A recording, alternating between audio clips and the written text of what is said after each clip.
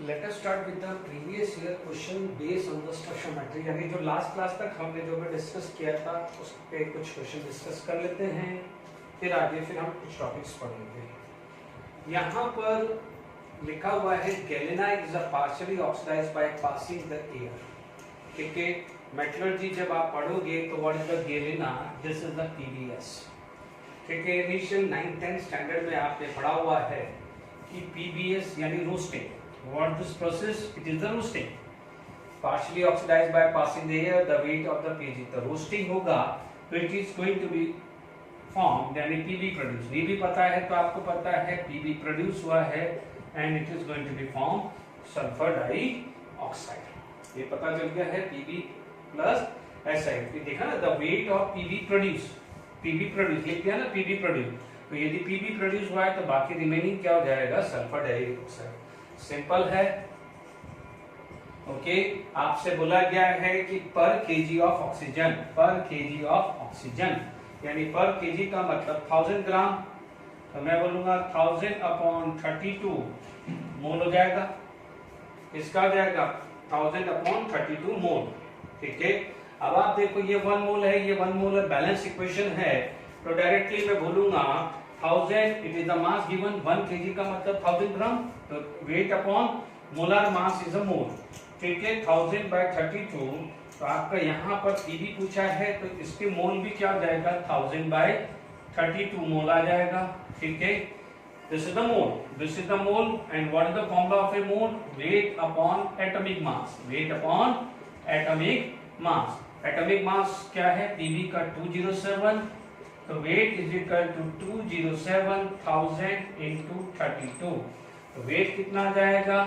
207,000 bye 32। Clear? यदि आपको KG में रखना है तो केजी में भी रख सकते हैं। ठीक है, क्योंकि इन्होंने केजी निकाला है। ठीक है, डोंट वरी, केजी में है तो फिर हम डिवाइडेड बाय 1000 बाद में कर देंगे। ठीक है, 207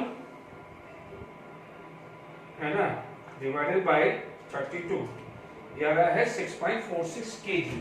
देख लीजिए, है ना, मुझे ग्राम में चाहिए तो 6.46 केजी इंटू 10 की पावर -3 कर दूंगा तो ये किसमें आंसर आ जाएगा?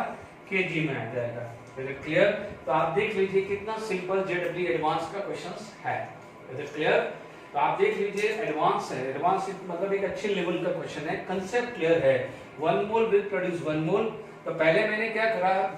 केजी है, तो यदि 1/32 भी रखते हो तो भी कोई दिक्कत नहीं, क्योंकि अपन को आंसर केजी में चाहिए। 1/32, तो 1 मोल विल बी 1 मोल, तो 1/32 will be 1/32, this is the mole which is equal to weight upon its atomic weight. ठीक है, is it clear? Okay, mole by 1 equal to mole by 1, याद आ रहा है? Mole by 1 equal to mole by 1, इसलिए इसका दोनों की कोफिशिएंट 1-1 है, तो जो मोल इसके हैं वो वही मोल इसके हैं। इसके मोल मिल गए। What is the formula to find out the mole? Weight upon atomic mass. Atomic mass कितना गिवन है? 207, this into this upon 32। KG में चाहिए तो क्या हो जाएगा? मैंने क्या करा, ये ग्राम था तो केजी में कन्वर्ट करने के लिए 10 की पावर -3 से मल्टीप्लाई किया, यानी 1000 से डिवाइड किया। Is it clear? 6.4 केजी। ठीक है, अब नेक्स्ट क्वेश्चन पे हम वो करते हैं। चलिए नेक्स्ट क्वेश्चन अपने पास ये आया है for the following reaction JW mean 2019। Next question है, सबसे पहले आपके पास यदि सॉल्यूशन ढूंढना है तो मोलार मास ढूंढ लो, क्योंकि मोलार मास नहीं गिवन था। तो आप सबसे पहले C57 57 into 12 plus 110 into 1 plus 6 into 16. Is it clear? अपने पास आ गया है 57 into 12, ये आ गया है 684, ये 684, ये 110 एंड 16 और 6 96। ठीक है, प्लस 96 प्लस 110, यह है 890, है ना, 890। क्लियर? यानी यहाँ पर आपके पास आ गया है 890। कई बार ध्यान रखना, जब भी दी दिया है तो इसके मल्टीपल में होता है मोस्टली। ठीक है, 890 ध्यान रखिएगा। ओके, अब आप देखिए मोलार मास हमने सबसे पहले काम किया 890। ओके, अब आप देखिए यहां पर हमारे पास मास बचा है, ठीक है। तो मेरे पास क्या है, किसका मास निकालना है, for the following mass of water. तो सबसे पहले मुझे कंपेयर करना ये और ये, ठीक है, ये और ये कंपेयर करना। तरीका सिंपल है, मोल्स अपॉन 2, ठीक है, एंड मोल्स अपॉन 110, ठीक है। मैंने पूरा नहीं लिखा, आप चाहो तो लिख दो, moles of C57H110O6 into moles of H2। तरीका यही है, क्योंकि बैलेंस इक्वेशन दी हुई है तो POAC हम नहीं लगा सकते। क्लियर हुआ? What is the formula to find out the mole? Weight upon molecular mass. Weight कितना दिया है? 445। कितना दिया है? 445। तो आप क्या बोलोगे? 445 890 इसका molecular mass by 2 is equal to, इसका वेट निकालना है, and molar molecular weight of a water is 18 divided by 110। Simple. अब आपको वेट ही तो निकालना है। आप देख लीजिए वेट कितना हो जाएगा, आप कैलकुलेशन कर लीजिए। ये आ गया है 1/2, तो ये क्या हो जाएगा 1/4। तो आप देख लीजिए 18 इंटू 110/4 आ रहा है। Is it clear? आप 110/4, तो ये 2, ये 9, ये 2, तो ये कितना हो गया है 55। तो 55 इंटू 9, 55 इंटू 9 10 होता है 550। 550 में से 55 माइनस करो तो लगभग आ जाएगा 495। This is going to be a 495 gram. तो आपका आंसर क्या हो जाएगा? ए। देख लीजिए दोनों क्वेश्चंस कितने सिंपल है। सिंपल अपन ने लगाया, उसमें तो कोफिशिएंट 1 1 था, इसलिए इससे पहले वाले में O2 divided by 1 equal to PV divided by 1 था, क्योंकि वहां पर बैलेंस इक्वेशन के हिसाब से तो कोफिशिएंट 1 ही था। देख लीजिए कितना सिंपल क्वेश्चंस है। अब हम नेक्स्ट क्वेश्चन करते हैं। चलिए, जब हमारे पास नेक्स्ट क्वेश्चन है, the minimum amount of O2 gram consume पर ग्राम ऑफ रिएक्टेंट, यानी रिएक्टेंट का 1 ग्राम दिया है। तो सबसे पहले हमारे पास तरीका है, क्या है फॉर्मूला इसका, 1 डिवाइडेड बाय कितना है 24, 1 डिवाइडेड बाय 24 मोल, क्योंकि सबका दिया हुआ है पर ग्राम यानी 1 ग्राम अज्यूम कर लो, divided by 2 is equal to weight of oxygen, weight upon 32/1। देख लीजिए वही है। क्या फॉर्मूला लगाया हम लोगों ने? हमने ये लगाया mole weight upon atomic weight divided by 2 equal to mole weight upon molecular weight divided by 1। वही लगा रहा हूं formula. Mole of A divided by A equal to mole of B divided by B is equal to mole of C divided by C equal to mole of D divided by D, क्योंकि balance equation दी हुई है। ठीक है, 1 divided by 56, क्योंकि atomic weight iron का कितना है 56, divided by 4 equal to weight of 32/3 है यहाँ पर। ठीक है, सिमिलरली C3 12 into 3 36, और 36 plus 8 it is going to be a 44। तो 1 है 1/44 divided by 1 is equal to weight upon 32 divided by 5। देख लीजिए यहाँ कोफिशिएंट 3 है, डिवाइडेड बाय 3, यहाँ पर 1 है तो डिवाइडेड बाय 1, यहाँ डिवाइडेड बाय 5 है, यहाँ 2, यहाँ 4, यहाँ दिस, यहाँ पर P4 कितना है 31 into 4, क्योंकि यहाँ P4 है ना, डिवाइडेड बाय 1, क्योंकि इसका मोल 1 है, is equal to weight upon 32 divided by 5। Is it clear to all of you? अब आप देखिए यहाँ पर, या तो आप फटाफट से देख सकते हैं। देखिए ये देखिए तरीका मैं आपको समझा रहा हूँ, ये सबके लिए सेम है, ये सबके लिए सेम है। तो आप इसको 32 को मल्टीप्लाई करने के लिए सोचो मत, आप देख लीजिए फटाफट से 1/24 into 2, 1/24 into 2, क्योंकि 1 से मल्टीप्लाई हुआ, ये है ना 1/50 56 इंटू 4 और 3 से मल्टीप्लाई हो जाएगा। इधर 1/44 इंटू 5 आ जाएगा, यहां पर आ जाएगा 1/31 इंटू 4 इंटू 5 आ जाएगा। ठीक है, तो 1/48 1/48। अब आप देखो 1/48, ठीक है, अब आप देखो ये 48 है, 1/48, तो ये तो 56 है, ये 48 है, ये 1/48 हुआ, तो ये 5/44। तो अब आप देख लीजिए इन दोनों में से कोई होगा, ठीक है, इन दोनों में से कोई कम होगा, क्योंकि आपसे तो पूछा गया है ना मिनिमम, तो मिनिमम पूछा है। तो देख लीजिए, या तो आप इसका सबका कैलकुलेशन करिए, टाइम क्यों वेस्ट कर रहे हैं। 1/48, 1/56, 1/44, 1/31, तो 1/48 तो ज्यादा ही होगा, ये 56 कम होगा। अब आप देखो यहाँ पर क्या है, 56 इंटू 4, यहाँ 31 इंटू 4 है, तो ये ज्यादा हुई ना, तो ठीक है, तो ये क्या हो जाएगा, आप कैलकुलेट करके देख लीजिए, this is going to be a minimum value. तो आप देख लीजिए मिनिमम अमाउंट ऑफ ऑक्सीजन, वही बच्चा, क्योंकि देखिए ये तो सब सेम ही है ना। आपको यदि मान लीजिए आपको एक्चुअल मास निकालना होता, तो this multiply by 32, this multiply by 32, this multiply by 32, this multiply by 32, तो 32 तो सब में कॉमन ही है, 32 तो सब में कॉमन ही है, इसलिए क्या है फटाफट से कैलकुलेशंस करना है। तो देख लीजिए 1/48, 3/56 into 4, 5/44, 5/31 into 4, this value is supposed to be a less value, यानी ये आपका less value आ गया है। Is it clear to all of you? यहाँ पर मैंने आपको क्वेश्चन डिस्कस किया है। Is it clear to all of you?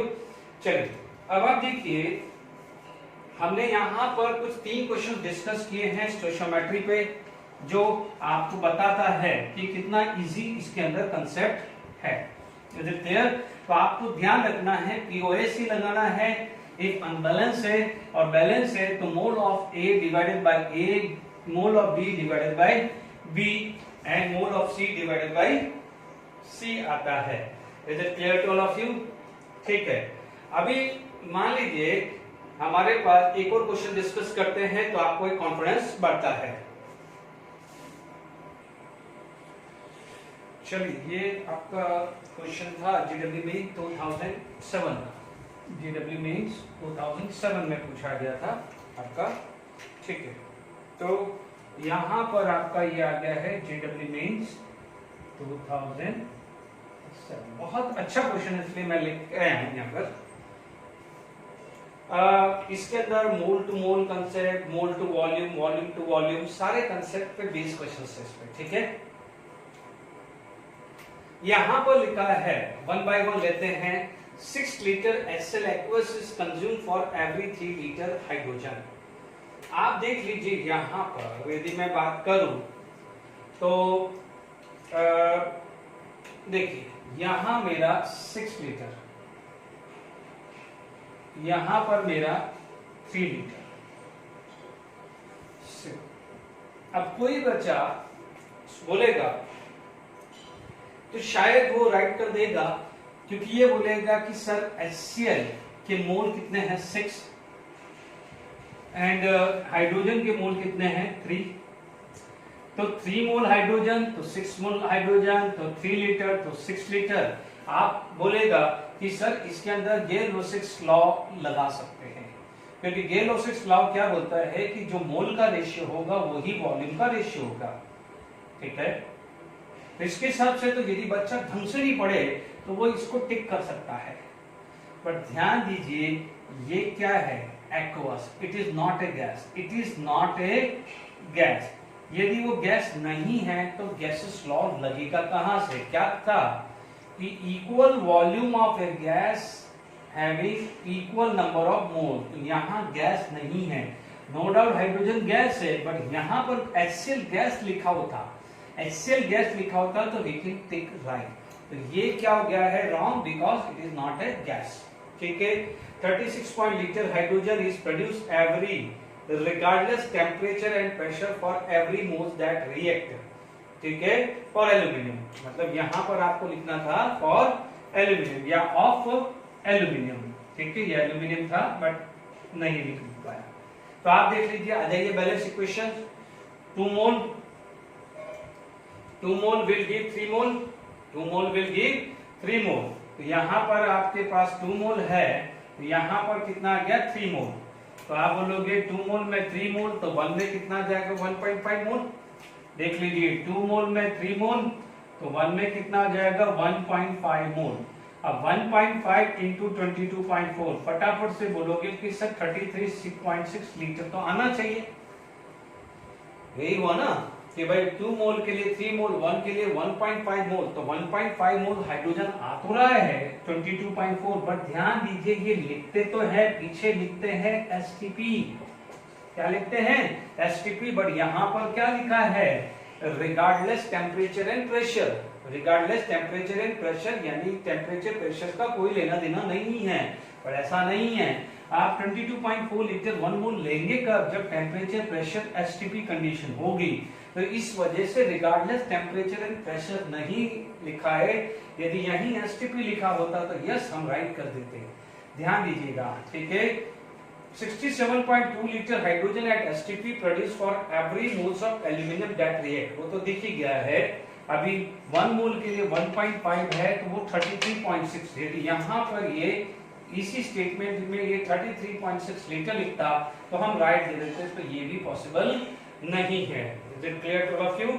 अब आप देख लीजिए, ये चेक कर लेते हैं। यहाँ पर 6 मोल है, तो वो कितना है 3 मोल। तो आपके पास कितना मोल दिया है HCl का एवरी मोल, तो 6 मोल ऑफ HCl। तो how many moles of hydrogen produce 3, तो 1 मोल में कितना हो जाएगा 0.5 मोल। 0.5 मोल का मतलब 0.5 इंटू 22.4, 11.2 लीटर एट एसटीपी। लिखा हुआ 11.2 लीटर हाइड्रोजन गैस है एट एसटीपी। यहाँ पर गैस होनी चाहिए, वॉल्यूम किसके लिए होता है गैस के लिए।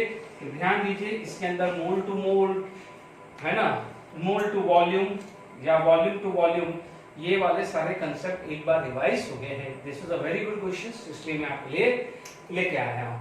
ठीक है, अब हमने यहाँ पर कुछ क्वेश्चन डिस्कस किए हैं। ठीक है, अभी कुछ पॉइंट समझा देता हूँ।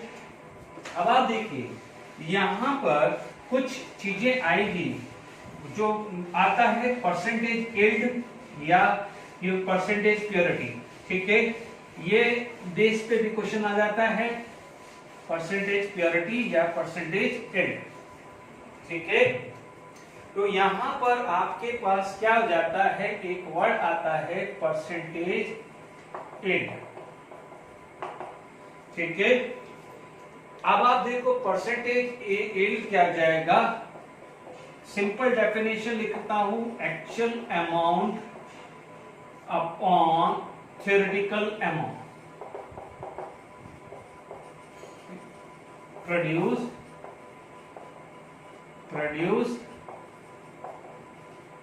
into 100। ठीक है, तो परसेंटेज यील्ड यदि मैं बात करूं कि यहां पर आपके पास क्या है, this is the formula to find out percentage yield कि it is the actual amount produce upon theoretical amount. क्योंकि क्या होता है कि कई बार आप कुछ सैंपल लेते हैं, ठीक है ना, जैसे आप मार्केट में गए, मार्केट में मान लीजिए आपने कुछ 10 ग्राम का कुछ दाल लेके आ गए। ठीक है, या सॉरी 10 ग्राम तो क्या है 100 ग्राम आप दाल ले आए। आप ये अज्यूम करके चलते हो कि 100 ग्राम उसके अंदर प्योर होगा या 100 ग्राम के हिसाब से दाल बनेगी, बट मान लीजिए 90 ग्राम उसमें आया। ठीक है, तो आप बोलोगे थ्योरेटिकली कितना अज्यूम किया था 100 ग्राम और एक्चुअली मिला कितना 90 ग्राम, तो आप बोलोगे कितना परसेंटेज यील्ड हुआ, तो आप बोलोगे it is 90%। Is it clear? चलो इस पे बेसिक न्यूमेरिकल्स करते हैं, फिर आगे बढ़ते हैं। देखिए हमारे पास क्वेश्चन परसेंटेज यील्ड का क्या है, for the reaction actual amount produce है कि for CaO plus 2HCl if CaCl2 plus 2H2 CaCl2 plus 2H2 1.23 gram of CO is react with this excess of HCl and 1.85 gram of CaCl2 is produced। एक चीज हमेशा ध्यान रखना कि जब भी इस टाइप के क्वेश्चन आप डिस्कस करो तो क्या करना कि आप देखेंगे ये अमाउंट प्रोड्यूस हुआ है, इसका मतलब एक्चुअल अमाउंट ये हो गया, this is going to be actual amount produced. Actual amount of CaCl2 produce कितना 1.85 ग्राम। भाई जो आपको डेटा दिया हुआ है ना कितना CaCl2 प्रोड्यूस हुआ है, या CaCl2 नहीं हो तो किसी दूसरे न्यूमेरिकल्स में और कोई प्रोडक्ट होगा कि इतना प्रोडक्ट फॉर्म हुआ है, तो इसका मतलब this is the actual amount produce हुआ। Is it clear? अब सुनो, तो जब ये है तो इस डेटा को इग्नोर कर दो। जैसे ये पता चल गया इस डेटा को इग्नोर कर दीजिए। अब आ जाइए सॉल्यूशन पे। डन? आपके पास क्या दिया हुआ है, ये इसका डेटा निकालना है।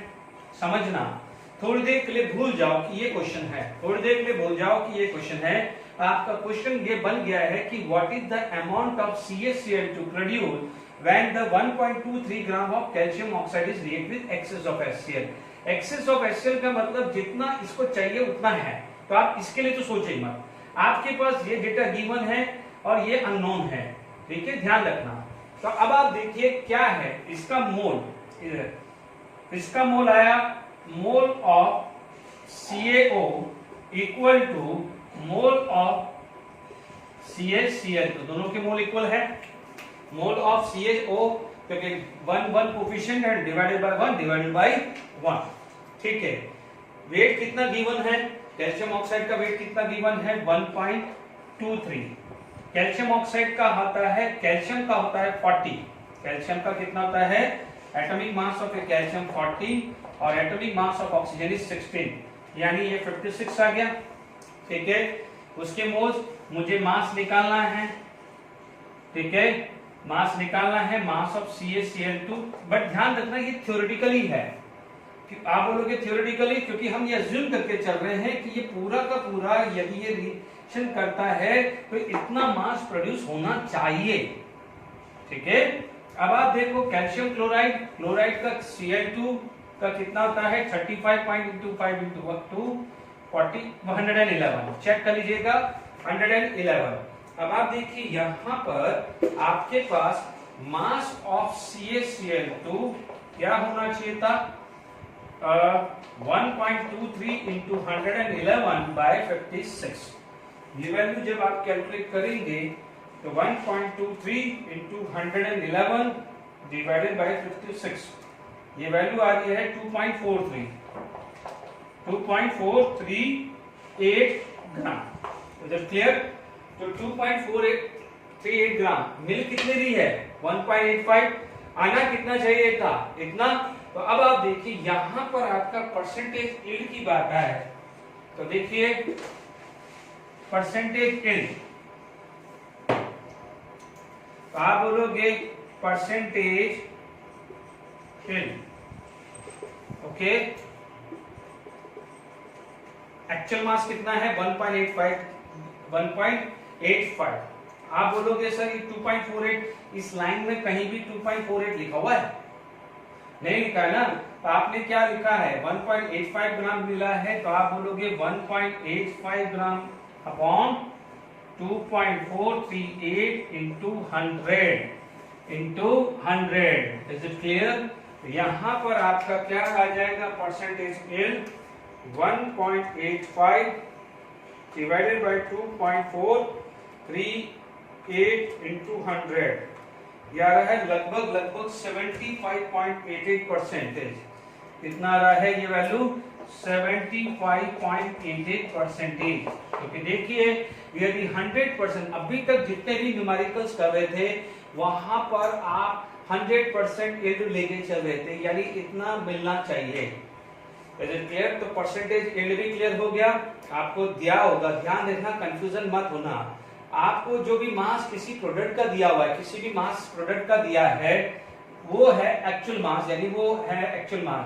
तो आप क्या करो उसको इग्नोर कर दो थोड़ी देर के लिए, और जो रिएक्टेंट का मास दिया हुआ है उसके बाद उससे प्रोडक्ट का मास निकालें, and that mass is considered as a theoretical mass. यानी आप ये पूरा का पूरा यदि यूज होता, पूरा का पूरा यूज होता तो इतना CaCl2 का मास निकलना चाहिए, जबकि मिला इतना, तो this is known as percentage yield हुआ। इसी तरह का एक टर्म आता है जिसको हम बोलते हैं परसेंटेज प्योरिटी। वो भी उसमें कोई फर्क नहीं है, वो भी एक ही तरह का है। बट परसेंटेज प्योरिटी क्या होती है बच्चों? परसेंटेज यील्ड क्या होता है? It is related to the product.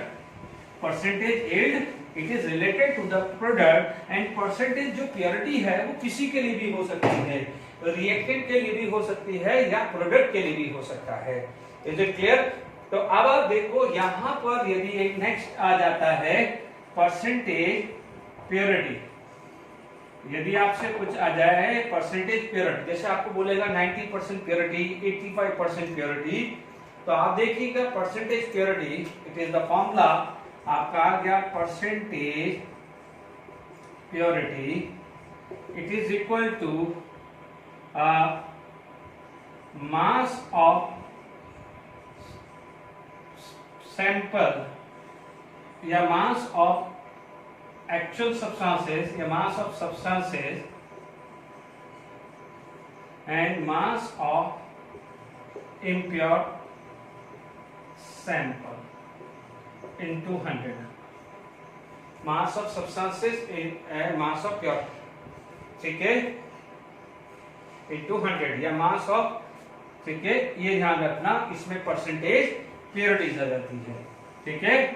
आदिवास में जैसे मान लीजिए आपके पास एक सैंपल है या मान लीजिए आपके पास टोटल 500 मार्क्स है, 500 में से मान लीजिए 400 मार्क्स है, तो आप बोलोगे सर हमारे को ये कितना मिला, 80% मिला। Is it clear to all of you? ठीक है। यदि मान लीजिए गोल्ड है, गोल्ड में आप बोलते हो 24 कैरेट यानी 100% प्योर, बट 22 कैरेट तो कुछ 95-96% प्योर कैरेट आता है।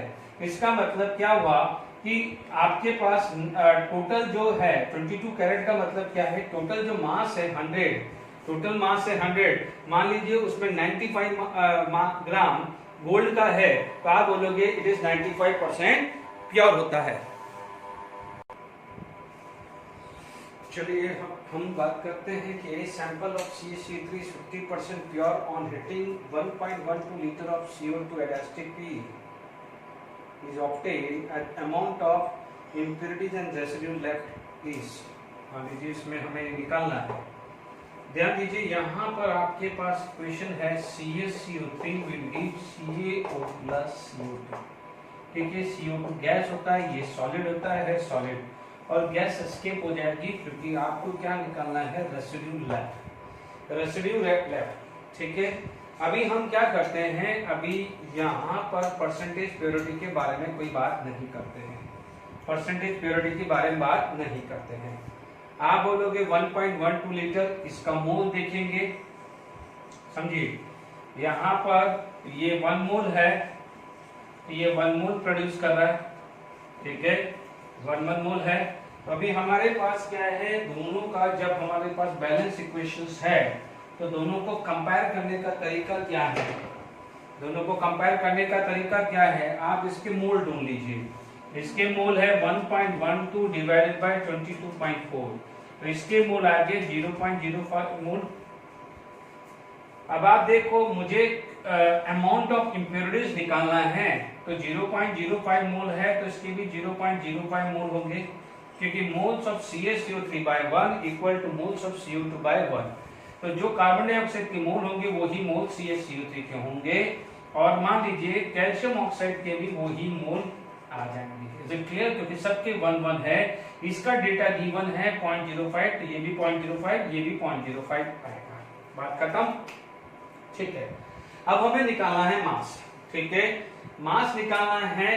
तो कैल्शियम कार्बोनेट का मॉलिक्यूलर मास होता है 100, molecular mass of A calcium carbonate होता है 100 और molecular mass of calcium oxide होता है 56। तो ये आ जाता है 2.8 ग्राम और ये आ जाता है 0.5 by 100, तो आपका यहाँ पर 50 ग्राम, ये आ जाएगा 50 ग्राम, ठीक है। अब 50 ग्राम है, ठीक है। अब इसके अंदर नहीं 50 ग्राम नहीं 5 ग्राम आएगा, क्योंकि है ना 0.05 है, तो ये आया 5 ग्राम, ठीक है।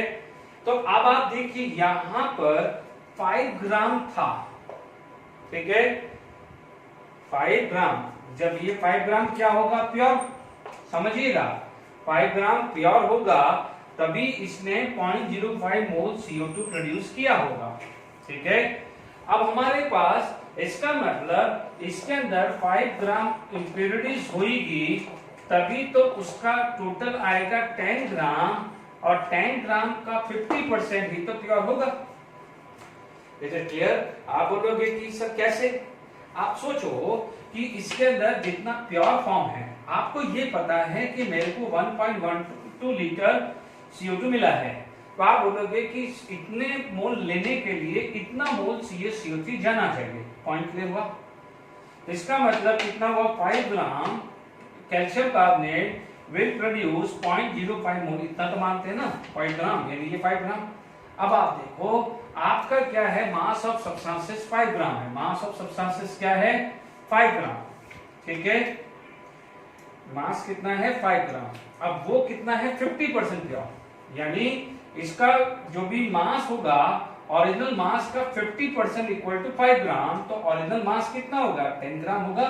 इसका मतलब यदि ये 50% प्योर है तो 50% इम्प्योर होगा कि नहीं होगा?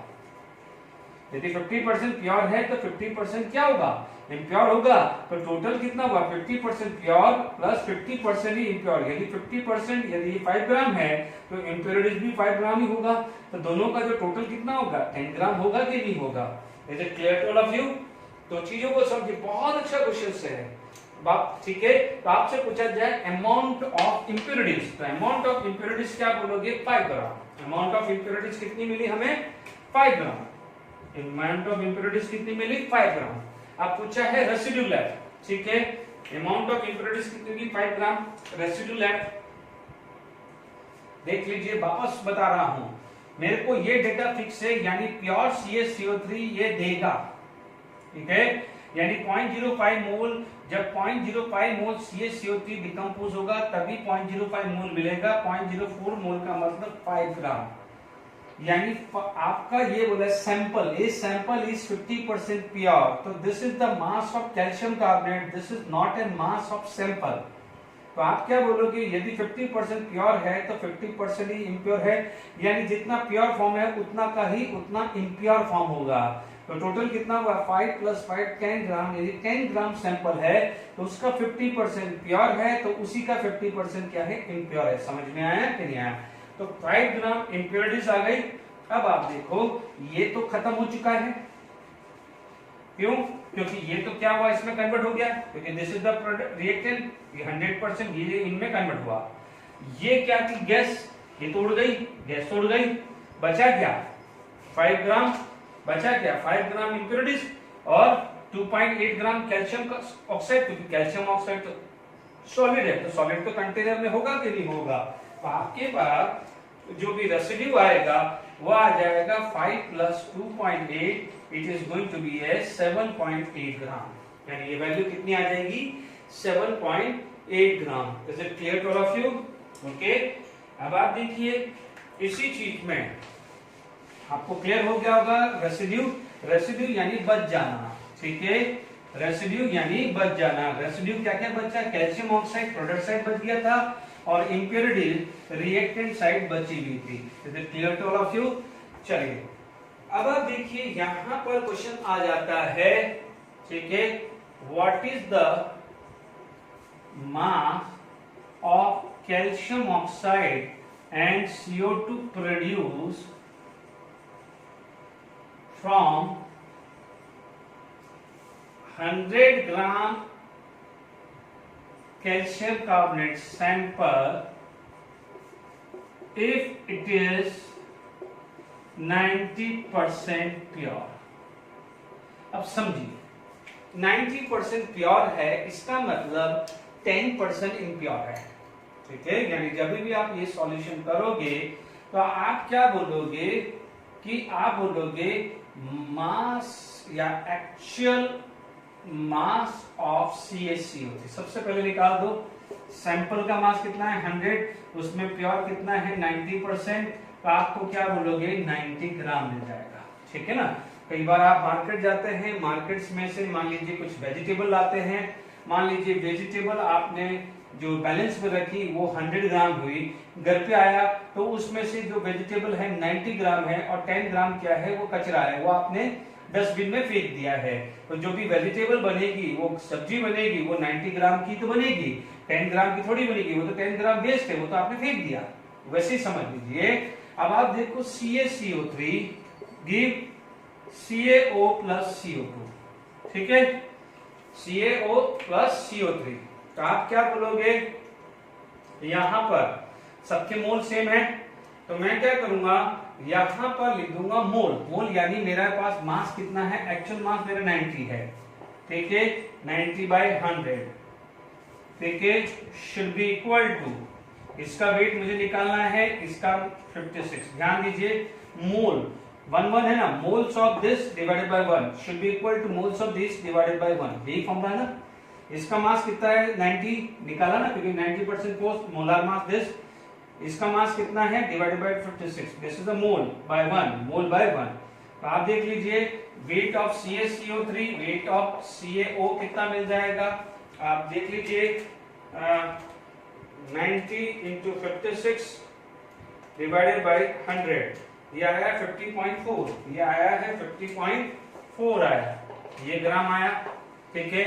मान लीजिए अब आपको CO2 का निकालना है, वेट ऑफ CO2 आपको ये गिवन है, तो 90/100 equal to weight of on 44, moles of A by 1 should be equal to moles of B by 1, उससे B का वेट निकाल दिया, moles of A by 1 should be equal to moles of C by 1, तो इससे आपका वेट आ जाएगा 44 into 9, 44 into 9 divided by 100, क्या आया 3.96, 44 नहीं 39.6 करीब आना चाहिए, 44 into 9 39.6 आया, तो weight of CO2, weight of CO2 आया 39.6 ग्राम।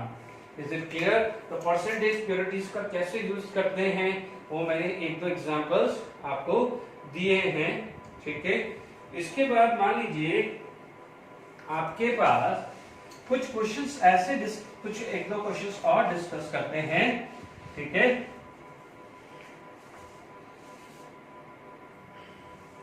देखिए आपके पास क्वेश्चन है 10 gram of a sample mixture of CaCl2 and NaCl is treated to precipitate all the calcium as a CaCO3, all the calcium as a CaCO3, यानी CaCl2 से क्या बना CaCO3।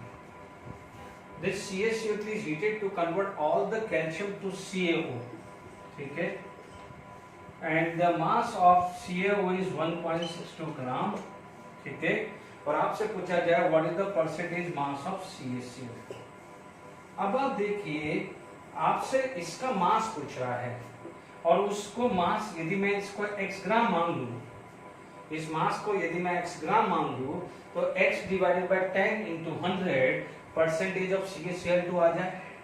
और यदि NaCl का मास पूछे तो इसका जो भी परसेंट है उसमें से 100 माइनस कर दूं, 100 में से वो माइनस कर दूं, सपोज ये 20% आ गया, 20% तो it is going to be 80%, ये 30% है तो रिमेनिंग 70% आ गया। बिल्कुल सिंपल है, यहाँ पर आप POAC लगा देंगे क्योंकि हमें जब सेवरल स्टेप्स होती है तो हमें बैलेंस करने की जरूरत नहीं है, बेटर है POAC लगा दीजिए, ठीक है। इन दोनों में कॉमन क्या है, दोनों में कॉमन कैल्शियम है, दोनों में क्या चीज कॉमन है, calcium. And how many mole, 1 into moles of CaCl2 should be equal to 1 into mole of CaO। बिल्कुल सिंपल, 1.62 मास गिवन है and 56 is the molar mass, 56 is the molar mass। Calcium का 40 plus 16 56 आता है, इसमें 40 and chlorine का 35.5 into 2 71, it come to be 111। तो हमने x ग्राम assume किया है, x अपॉन 111। तो क्लियर, बिल्कुल सिंपल कैलकुलेटर है, 1.62 into 111 डिवाइडेड बाय 56, ये आ रहा है 3.21, ये वैल्यू आ रही है 3.21, यानी x की वैल्यू कितनी आ रही है 3.21 ग्राम, ये वैल्यू आ गई बच्चों। इसका मतलब ये 3.21 ग्राम आया, टोटल मास कितना था मिक्सचर का 10 ग्राम, तो ये 3.21 ग्राम आया, तो ये कितना आ जाएगा 6.79 ग्राम आ जाएगा।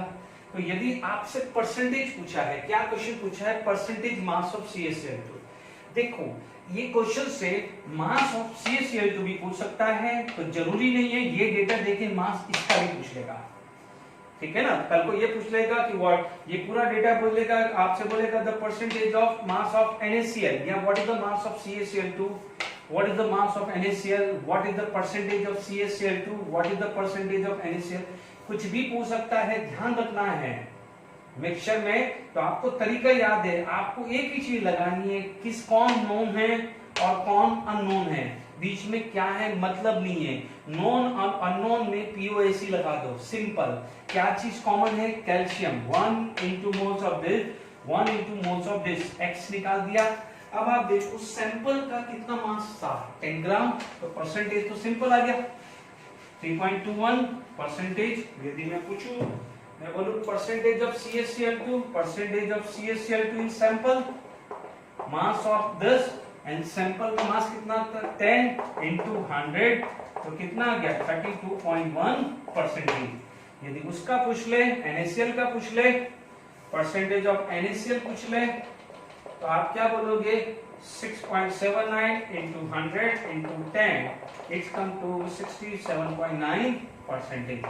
Is it clear to Rafi? दोनों में से कोई भी पूछ सकता है। अब आप ध्यान से सुनिए, यहां पर ठीक है, ये कुछ क्वेश्चंस मैंने परसेंटेज यील्ड या परसेंटेज इन सैंपल या परसेंटेज प्योरिटी इस पर डिस्कस किए हैं, ठीक है। आपको क्या निकालना है, actual mass divided by theoretical mass into 100, यानी डिवाइड में किसका होगा, सैंपल का मास, डिवाइड में किसका होगा, सैंपल का मास आ जाएगा। Is it clear to all of you? ठीक है, चलिए अब इसके अंदर एक टॉपिक आता है, हालांकि ये स्टोइचियोमेट्री का पार्ट है, बट अपन इसको अलग से लिखते हैं, reaction in sequence and parallel, यानी आप सीक्वेंस एंड पैरेलल रेशंस दी हुई है, ठीक है, सीक्वेंस एंड पैरेलल रेशंस दी हुई है, तो आपको एक डेटा से दूसरा डेटा निकालना है। इजी है, मैंने अलग से स्पेसिफाइड किया क्योंकि इंडिविजुअली यदि आप डायरेक्टली क्वेश्चंस करने जाते तो एक बार घबराहट हो जाती है, यार ये क्या है, कंसेप्ट एक ही है, बैलेंस है या अनबैलेंस है, मोल्स जो भी है कंपेयर करना है अननोन और नोन का। चलिए कुछ क्वेश्चंस करते हैं, फिर इसके पे हम आगे बात करेंगे। देखिए simple questions, KClO3 decompose by two parallel reactions, first parallel reaction ये है एंड सेकंड पैरेलल रिएक्शन है। If 3 moles of O2 and 1 moles of KClO3 is produced along with the other product, then determine initial moles of KClO3। ठीक है, बिल्कुल simple है। आपके पास क्या क्या दिया हुआ है, O2 और इसका पूछा है, ठीक है, पहले केस में।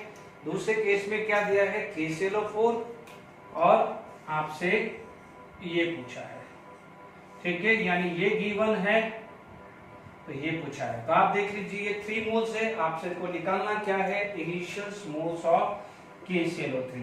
तो ध्यान दीजिए, आप देखिएगा फर्स्ट इक्वेशंस में 2 into मोल्स ऑफ KClO3 है ना, ठीक है, equal to moles of O2 divided bye 3। ये इक्वेशन आएगी, यही है ना, बैलेंस इक्वेशन है, तब तो यही आएगी। मोल्स कितना गिवन है, 3 मोल, मोल्स कितना गिवन है, 3 मोल। तो moles of KClO3 required for first reaction कितनी आ जाएगी, 3/3 into 2, क्योंकि मोल्स ऑफ O2 कितना गिवन है, 3 दिया है ना, मैंने बैलेंस इक्वेशन ही लगाई ना। This moles of KClO3 divided by 2 should be equal to moles of O2 divided by 3। यही मेथड होता है ना बैलेंस इक्वेशन का। कितना मोल गिवन है, 3, तो 3/3 into 2, तो आपको कितना चाहिए, मोल्स रिक्वायर्ड 2, यानी पहली रिएक्शंस के लिए KClO3 के मोल चाहिए मुझे 2। चलिए सेकंड जाता हूं, फॉर द सेकंड रिएक्शन मैं लिखूंगा moles of KClO3 divided by 4 is equal to moles of KClO4 divided by 3। देख लीजिए 3, ठीक है। अब आप देखो मोल्स ऑफ KClO4 गिवन कितना है 1, यहां पर कितना आ जाएगा, इधर देखिए यहां पर लिख रहा हूं moles of KClO4 by 4 is equal to 1/3। तो मोल्स ऑफ KClO4 कितना हुआ 4/3। तो आपको चाहिए 4/3, कितना चाहिए 4/3। अब आप देखो इस रिएक्शंस के लिए चाहिए 2 मोल, ठीक है, इस रिएक्शन के लिए चाहिए 4 मोल और इस रिएक्शंस के लिए 2 मोल। तो टोटल कितना हुआ आप देख लीजिए, टोटल मोल कितना हुआ। आप बोलोगे सेकंड रिएक्शंस के लिए, सॉरी ये मैंने यहां मोल्स ऑफ KClO4 लिखा है, it is actually moles of KClO3 है ना, ठीक है। तो मोल्स ऑफ KClO3 कितना हुआ, मोल्स ऑफ KClO3 कितना रिक्वायर्ड हुआ, ठीक है। फर्स्ट के लिए कितना चाहिए था 2, सेकंड में कितना था 4/3, 3 इंटू 2 6 प्लस 4 10/3 मोल चाहिए। तो फाइनल आंसर क्या आ गया 10/3 मोल। तो पैरेलल रिएक्शंस में कैसे किया है रिएक्शन, ये कौन सी थी पैरेलल में, मैंने आपको तरीका समझाया, कुछ नहीं है, देखेंगे आप कंसेप्ट एक ही है, या तो POS लगा दो इफ इट इज अनबैलेंस, और इफ इट इज बैलेंस तो वही moles of A by A equal to moles of B by B equal to moles of C by C equal to moles of D by D। चलिए एक और question करता हूं और confidence आएगा। चलिए यहां पर क्वेश्चन है how much quantity of A Zn will have to be react with excess of dilute HCl solution to produce sufficient hydrogen gas। यानी पहली रिएक्शंस आपके पास आ गई है Zn plus HCl are going to be give hydrogen, यानी hydrogen चला गया तो बचा क्या ZnCl2, ठीक है, बैलेंस कर दीजिए ये 2, ठीक है। Hydrogen gas for completely react with O2, यानी यहां से जो हाइड्रोजन गैस निकली है वो completely react with O2 to produce H2O obtain by. अब आप देखो यहां पर ऑप्टेन, ये जो O2 जो ऑप्टेन हो रही है वो हो रही है कहां से, जहां पर KClO3 का डिकम्पोजिशन हो रहा है। आप इमेजिन करके चलिए कितना बढ़िया क्वेश्चन है, शांति से इसको सही रीड करिए, बहुत बढ़िया क्वेश्चन है, इसलिए ये बहुत इंपॉर्टेंट टॉपिक आ जाता है। How much quantity of Zn will have to be, यानी आप देख लीजिए डेटा किसका है, ये इससे आप ये निकालोगे है ना, ये आया इससे ये निकालोगे, ये आया इससे ये निकालेगा, ठीक है। आई बात समझ में आपको, ठीक है, आपको आगे समझ में आ गया कि नहीं आ गया, ठीक है। अब आप देखिए यहां पर यदि हम बात करें तो कैसे वर्क करते हैं, सबसे पहले डेटा लिख देते हैं 1.05 ग्राम में, ये जरा डेटा याद रखता हूं, उसके बाद हम आगे बात करते हैं, ठीक है।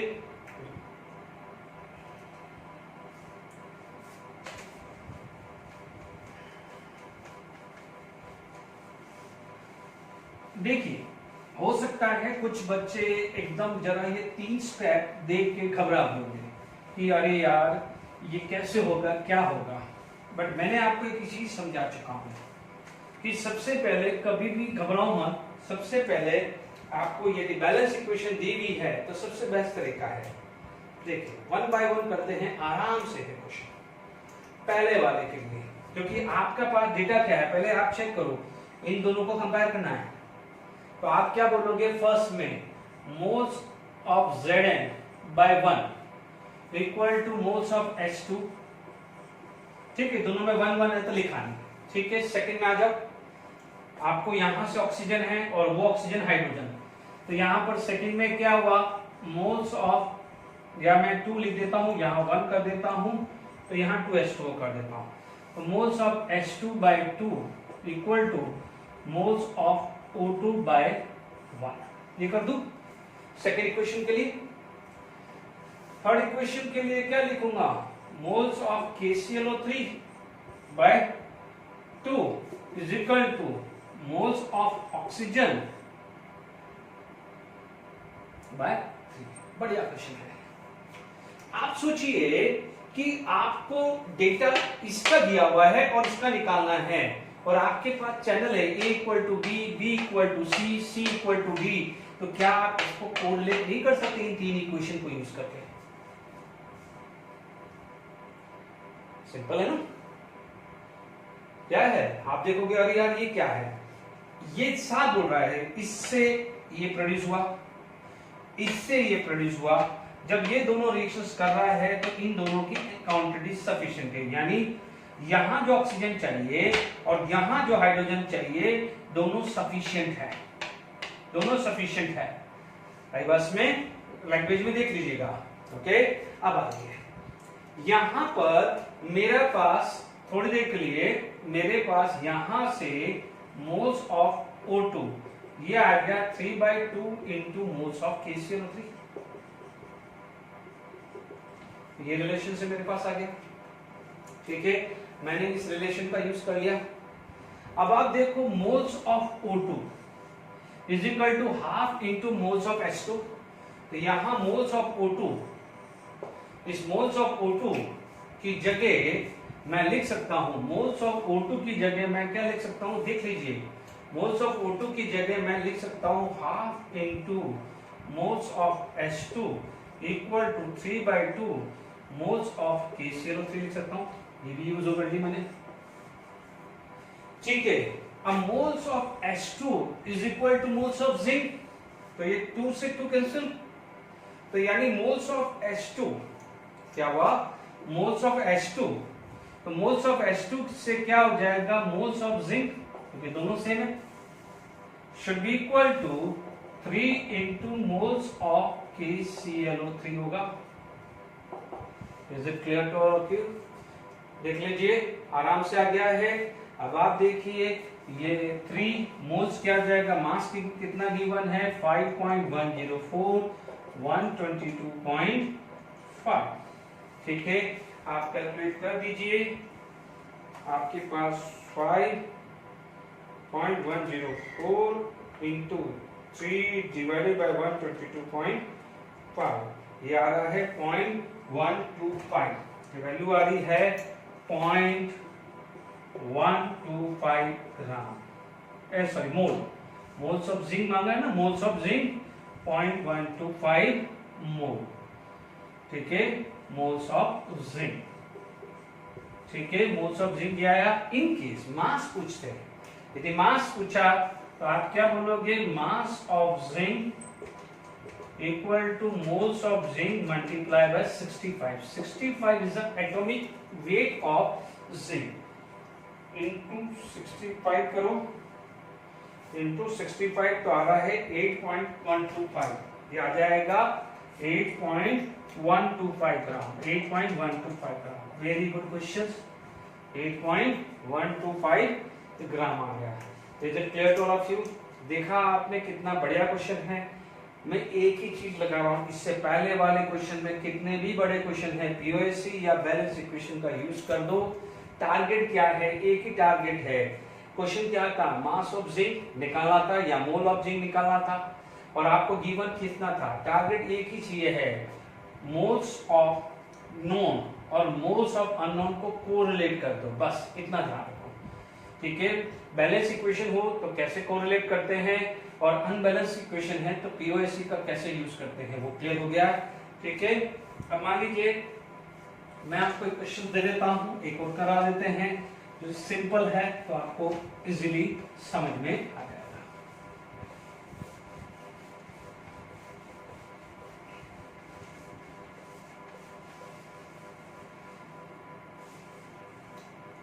देखिए, मान लीजिए एक क्वेश्चन आपके पास है, S plus half O2 give SO2 और SO2 plus half O2 give SO2। ठीक है, अब आप देखो, मेरा क्वेश्चन आता है कि what is the mass of sulphur require to produce, मान लीजिए ये दो इक्वेशन मैंने को दी हुई है, मास ऑफ सल्फर, मैं एक क्वेश्चन बना रहा हूं, हो सकता है कुछ और क्वेश्चंस हो, mass of sulphur require to produce, मान लीजिए